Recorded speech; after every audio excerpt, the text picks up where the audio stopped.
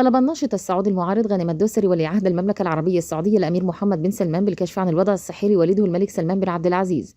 زعم الدوسري المعارض للنظام السعودي منذ سنوات ويقيم في بريطانيا على حسابه بموقع إكس تويتر سابقا إصابة الملك سلمان بسرطان البروستاتا، وقال لافتا إلى أن هذه المعلومات وصلته عبر مصادر في دبي بالإمارات العربية المتحدة.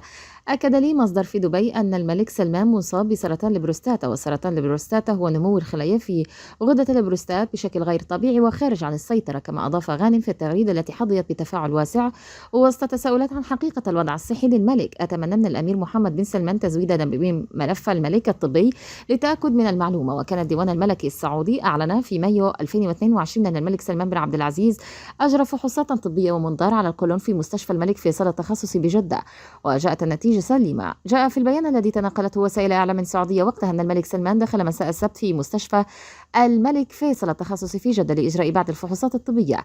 في مايو 2022 أجرى الملك سلمان بن عبد العزيز فحوصات طبية ومنظار على القولون، كما خضع في يوليو 2020 لعملية استئصال المرارة، وأجريت له في العام 2010 عملية لمعالجة انزلاق غضروفي في العمود الفقري.